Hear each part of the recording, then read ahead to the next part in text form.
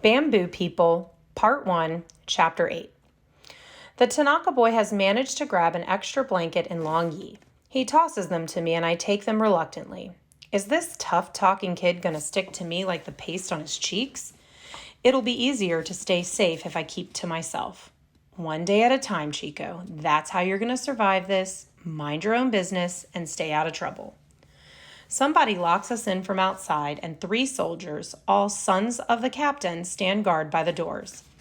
I find an empty spot along one wall, and the street boy arranges his blanket right next to mine. I turn and study the wall. A small plaque is attached to it. The words are inscribed in an unfamiliar script. They look like some kind of tribal language, but there are English words below them that I can read. Carini Bible College Gymnasium, dedicated to God, January 1984. So this once belonged to the tribal people. What happened to them? How did the Burmese army get the gem? I'm getting out of here, my neighbor whispers. Want to come with me? We're locked in, I muttered, keeping my back to him. Not to mention that soldiers are leaning against the door, rifles propped beside them. He grunts. I mean tomorrow morning. They won't lock us in during the day. Doesn't seem like there's a fence around the camp. I can't keep the irritation out of my voice. They don't need one.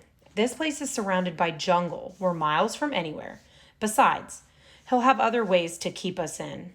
I can't finish. Fear coils in my stomach at the thought of the captain's sinister glare. I'll find a way out. I have to get to my sister. The urgency in his voice is so intense, I turn to face him. The outline of his body seems small in the dim light of the gym. You're in more trouble than your sister, I tell him. She's probably safe at home by now. A shudder goes through the boy's body. I have to get out of here, he says again. I have to get to her. She'll tell your parents what happened. The boy is quiet. Then he says, we have no parents. It's just the 2 of us on the streets. I can't think of anything to say. Yangon is full of orphans who work or scavenge for food by day and sleep on the streets at night. They roam in pairs as protection against robbers and kidnappers. What will his sister do now that she's alone? What's your name? The boy asks, breaking the silence. Chico. How old are you? 15. So am I, he says. I can't believe we're the same age. He looks so much younger. I'm Ty, he says. We're quiet again. Mother used to give food to street kids who came to our door. She might even have fed these 2. Your sister, she didn't seem scared, I say. She called those soldiers some interesting names. Ty snorts. She's crazy. Not much I can do to stop her when she gets angry. She's smart, too, I add. You're right. She's always been smarter than me, anyway. Well, worrying all night won't help anything. I'll need a good night's sleep if I'm going to escape. See you in the morning, Chico. Before I can answer, he pulls the blanket over his head. In a minute or 2, I hear steady, even breaths beside me. A street boy can fall asleep anywhere, I suppose. The floor is hard, the air damp, and the blanket doesn't cover my whole body. I shifted around, trying not to think of my own bed at home. After Father was arrested, I used to have nightmares. As soon as she heard me shout, Mother would come rushing into my room. How I wish I could feel her cool palm on my forehead and hear her soft voice singing me back to sleep.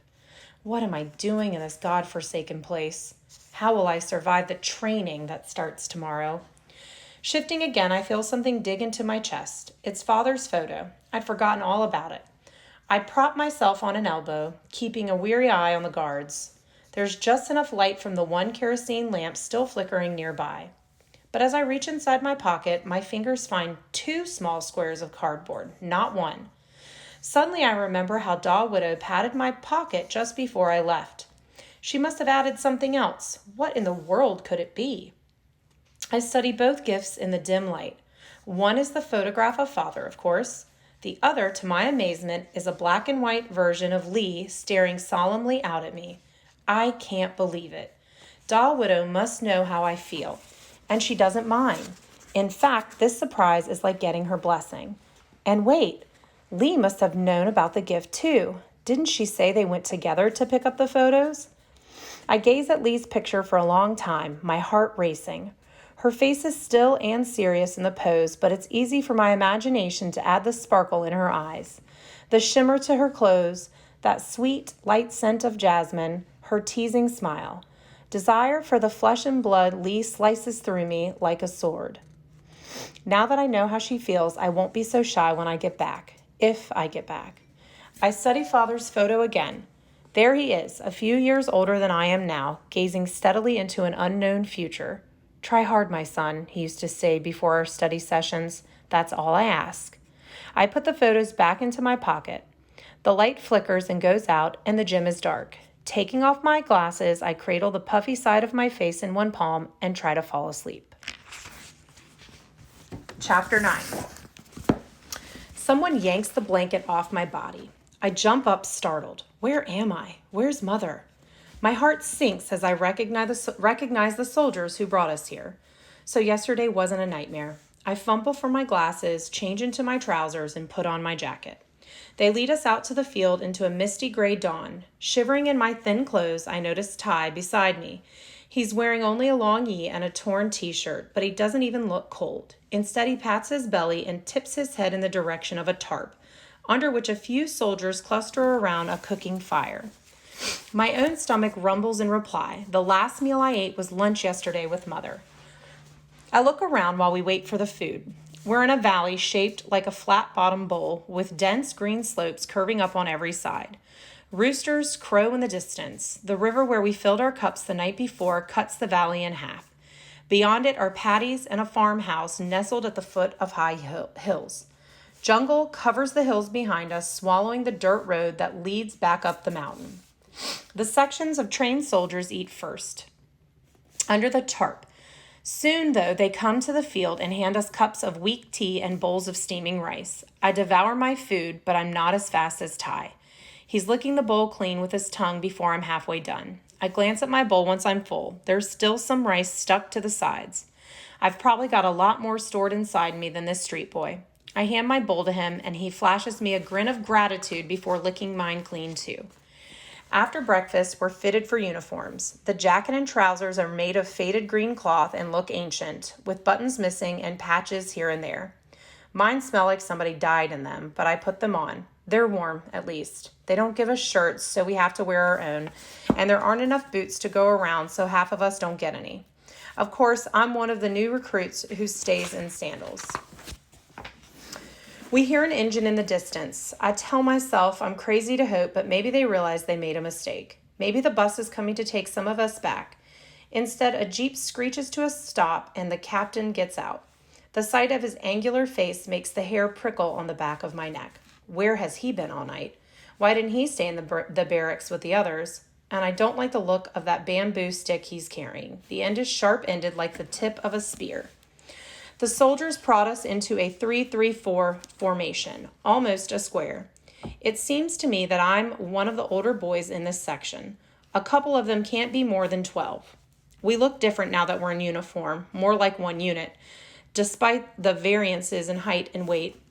After returning salutes from the sergeant and the other soldiers, the captain approaches us with a smile, swinging his stick with each step. He's flanked quickly by 6 of the soldiers who captured us in the city. You were hoping to serve your country, boys, he tells us, his voice smooth and kind. Well, you've been accepted. Each of you will receive monthly pay for your service, money that will either be sent back to your family in Yangon or given to you here. My heart skips a beat. If only what he's saying is true. If we do get monthly pay, I'll be able to take care of Mother just as Father asked. I hope they pay us soon, Ty mutters. I'd like to take the money with me. The captain turns to Ty. You said something? His voice is low and controlled, but a muscle in his cheek twitches. Ty lifts his chin. I was wondering when we'd be paid, sir. The captain's mouth keeps smiling, but his eyes are steely. That's a reasonable question. You'll be paid after 1 month of service. Your term of service is 3 years unless you're wounded in battle. 3 years? How will I survive 3 years? I tried to focus on the fact that we're actually going to be paid. Mother will be able to give the landlord the rent we owe for the past few months and buy meat, fish, eggs, and milk. She'll be able to send more for Father's upkeep too, and all I have to do is survive. Stay alive, keep out of trouble, one day at a time. The words could become a chant, like the ones the Buddhist monks use to ward off evil. Mind your own business, keep out of trouble, stay alive, one day at a time. The captain is pacing around our square of 10 recruits. Beloved sons of Burma, he says. His voice is rich and deep, the timbre reminding me almost of father's. Why does your country need you to fight on her behalf? Good question, I think, but I don't let it show on my face. You could be home, safe and sound, studying, working, teaching. Here he pauses and looks directly at me. Were it not for the tribal people, they want to break our country apart and divide it among themselves. Their whole mission is to destroy our peace. If we succeed in defeating these insurgents, we can return home to care for our mothers and sisters. He flicks Ty a glance before continuing. You may have heard that the rebels, who call themselves the Kaya, are among the most evil of our enemies. They call themselves the Karini, actually. Father used to tell me about a good Karini friend he had in school. I've been taught not to believe anything the government says about the tribal people, but the other new recruits didn't have someone to tell them the truth. All they have is the captain's version. He's still talking and pacing, smiling, his voice calm and kind. Many have turned away from the teachings of the Buddha to embrace Western religions in the hope that they can gain weapons from America to attack us. They are ruthless killers, men and women alike, and they despise our Burmese language and our Buddhist religion. He tells us about a pair of elderly women who were killed by rebel warriors. They were minding their own business like grandmothers do, sewing and chatting in the shade of a mango grove when a pack of rebels stormed out of the jungle and... Except for Ty and me, the other boys are nodding, listening, spellbound. I should stand and challenge his version of the truth. I should tell them not to trust him so easily, but I stay where I am, slouched and low. Next to me, Ty yawns. The captain notices. He and his soldiers are quite close to us now, so I catch the quick look he gives his son, Win Min. Then he lowers his head ever so slightly and leaves his bamboo stick at Ty's feet. Immediately, Win Min goes into action. What happens if you don't complete your 3 years? He asks in a loud voice, his face inches from Ty's. I'll be punished, answers Ty. You'll be severely punished, Win Min says. Do you understand?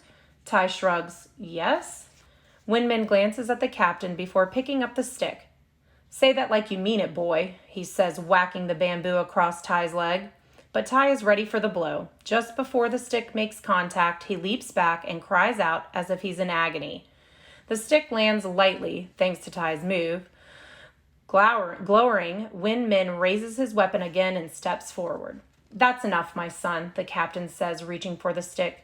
Nobody is going to try to shirk this duty. Why would they want to? It is an honorable service. We take good care of you here. You have plenty to eat and will be sending money to your families. I take a quick look at Ty's shins. No sign of blood. As Win Min steps back, blocking the captain's line of vision, Ty winks at me. My heart lifts. That street boy's so good at deception, it's scary. I'm glad he's not hurt. Chapter 10. A truck roars down the hill, coming to a stop behind the captain's Jeep. The bed is full of cinder blocks, lime, and other building materials I don't recognize. The captain turns to the sergeant. These recruits should spend the rest of the morning working on the latrines. Begin defense training in the afternoon. I'll return tomorrow. Yes, sir, Sergeant Yuta Din answers. I'll make sure they give their full effort for Mother Burma. The sergeant assigns Ty, 2 others, and me the task of hauling blocks from the truck to the construction site, and the rest of the recruits start digging. I groan as I calculate how many trips we'll need to unload the whole truck. After months at home doing nothing but reading and writing, my arms and legs are reed thin and weak. The other 2 boys join me, each of us carrying one bulky block at a time, but Ty is nowhere in sight. Where is he? Has he found a way to sneak off and avoid the work? I trudge back and forth, concentrating on the slowly growing pile. My glasses keep slipping down my nose, and I take them off and tuck them into my pocket. After a few more trips, I stop in surprise. How has the pile of blocks grown so quickly? I squint and spot Ty trotting back to the site from the far side of the truck. He's balancing a bamboo pole across his bony shoulders. On either side of the pole, he's tied slings out of cloth he's found somewhere. He's hauling 4 blocks at a time, 2 on either end of the pole, and he isn't sweating like the rest of us. He grins at me. Make one for yourself, he says, jerking his head toward the truck. A few loose bamboo poles are scattered on the ground, and some rags are piled on the bed of the truck. As I try to make a contraption like ties, he's come over to help. His fingers are nimble, and he ties intricate knots in the rags. Knots I've never seen before. I test them by pulling as hard as I can, and they hold fast. The other boys come to see what we're doing. Soon all 4 of us are using tie sling method of lugging blocks. The truck is empty before the sun has climbed too high in the sky. Yuta Din's broad face creases into a wide smile as he inspects our work. "Take a rest, boys," he said. "You've worked hard." I stretch my tired legs in front of me. Tai is flat on his back, spiky hair even more untidy than before, the last traces of the Tanaka paste on his face making him look like he has a disease. Mother always told me not to judge people by their appearance. She was certainly right in Tai's face. Chapter 11. We need that brief break. The rest of the day is even more grueling than hauling rocks.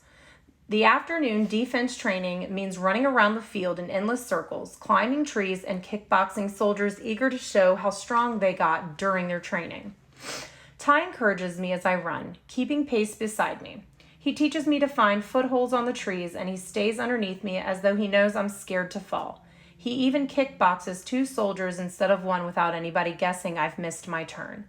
Both times he's flat on the ground within moments. His groans and shouts of pain make my stomach turn, but he jumps to his feet quickly as the next boys begin to battle. That night, after bathing in the river and changing into Long Yi, the 2 of us take our spots on the floor of the gym, leaning wearily against the wall. Every muscle in my body aches. I glance at Tai's face. His eyes are closed, but I can tell he's awake. Other boys are talking quietly throughout the gym. The guards don't seem to mind as long as we keep our voices low. "Those soldiers seem to enjoy being rough," I whisper, "especially that Win Min. Can't they remember their own training and have some mercy?" Tai snorts without opening his eyes. "You call that rough? Try living for a week on the streets." He's right. I don't know anything about surviving the streets of Yangon. I'd probably be dead after a day. My father's in prison. I want him to know my life hasn't been easy just because I have parents in a home. For what? Accused of being a traitor to the nation. Have you heard from him? I take a deep breath. No, it's been 4 months. What's he like? The memory of father calling my name echoes in my mind. He is, I correct myself quickly, a brave man, the best doctor in Yangon. I hate that my voice is shaky, but Tai doesn't comment. Yuta Din seems okay, he says after a while, dumb but not mean. Unlike that captain, I say. The one-eyebrowed idiot? Don't worry, I can handle Captain Evil. He's trouble, I say. Stay away from him, Tai. Don't worry about me. I've known men like that all my life. He's lying about the war, about the tribal people. I'm not sure about that, Tai says. War is war. Terrible things happen. I put my hand over my pocket. Will Mother and Lee be safe in Yangon? At least All Widow is there to protect them. Tomorrow I'm going to escape, Tai says. Want to join me? Are you crazy, I ask. You heard what they said. I have to stay alive. I had promised Father I'd take care of Mother. You'll never survive here. You're a teacher, not a soldier. Look at that inky bump on your finger. That's the biggest muscle in your whole body. He's right, but I can't help resenting his description. My irritation must have shown because Tai smiles. I don't mean to make you feel bad, Chico, he says. I can't read and write, so I'd never make it in school. But if I were going to stay in this place, I could survive. I'm just not sure you'll be able to. I remember how quickly he got up after being kicked down by 2 soldiers. You're right, I admit, swallowing my pride. I'm not in the best physical condition. All study and no work hasn't been good for me. How'd you handle such hard hits without getting injured? I can teach you, he says.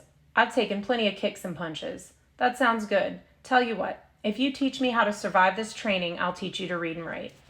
He's quiet for a while, then he speaks as if thinking out loud. If I weren't leaving, I'd accept your offer. I can do math, but reading and writing might get me a job in a store or something better.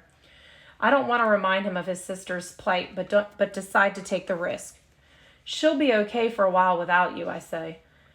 She can't stay at the Temple tea shop forever. No, I have to get out of here, Chico. The memory of Mother's face dances in front of my eyes. Maybe I can help. I have an idea, Tai. He shrugs. Don't waste it on my account. I'll be in Yangon by tomorrow night. I get up and walk to one of the soldiers guarding the door. Do you have paper and a pencil? The chubby soldier is big but young, and his thick accent marks him as a villager.